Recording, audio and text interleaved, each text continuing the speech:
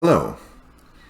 We continue the Merlin user guide after we have looked at scheduling and after looking at device management through the administrative panel. This series of videos will now cover the individual functionality centers, our activity centers, if we want to consider them activity centers, that are behind various URLs in Merlin.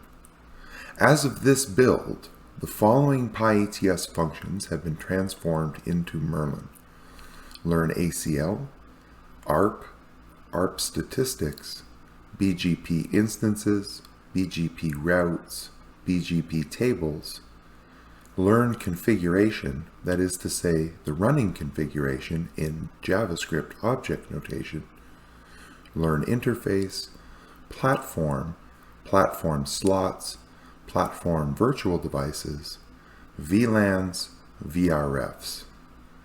We are also parsing the show inventory command, the show IP interface brief command, and the show version command.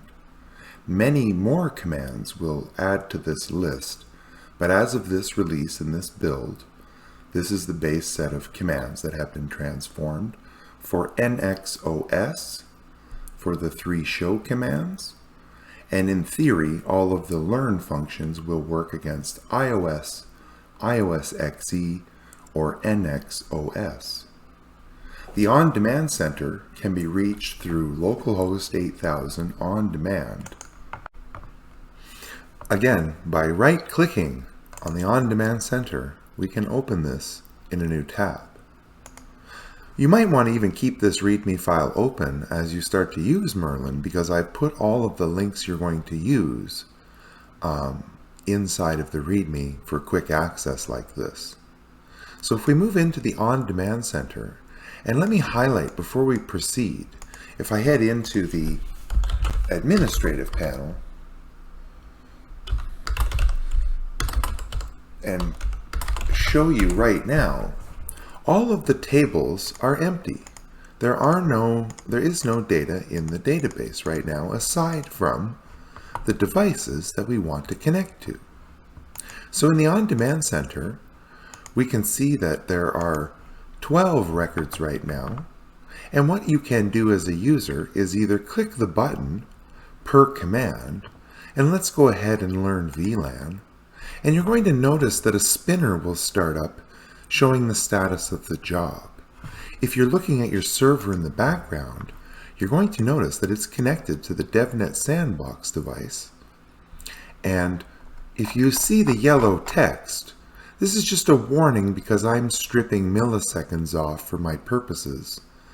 But don't be alarmed at this yellow text. It's actually a good sign, and it means that the database has been populated.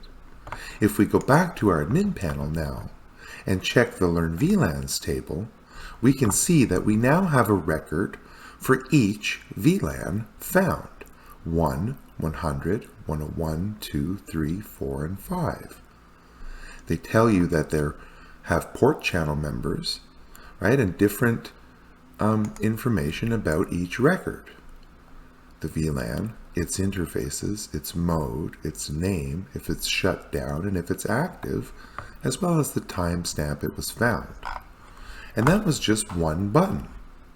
If we want to, let's say, learn platform, and you're wondering what these available filters are, we can use any of the filters from our device table here as keyword searches, or any device in the database. For example, I only want to learn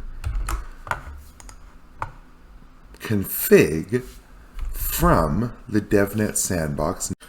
Again, we are searching for the alias here as an available filter, and as you'll see, it will kick off the job and find the device in our devices table and trigger the automation of learning config. To validate that this has worked, we can go into our on-demand or our administrator center and look at learn configs, and there is the configuration that we've learned.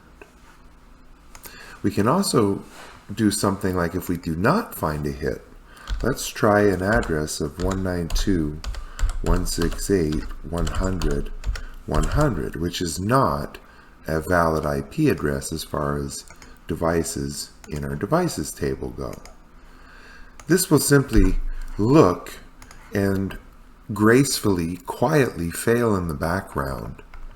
But if you're interested, if you didn't find something, Merlin will believe, or PyETS will ask if something went wrong.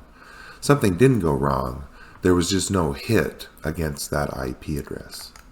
We can do this for any individual record set, or we can do it for a filtered result, or we can simply click the button and learn for all devices in the devices table. That is the On-Demand Center, which you can use either without scheduling any tasks and just rely on on-demand button pressing to fetch the current state. You could use it in concert with scheduled tasks, where possibly you run something every day to collect the state of the network. And if you need to augment that with real-time on-demand data, you just click it, or any combination of the two. Thank you again. We will continue into our user guide with another video shortly.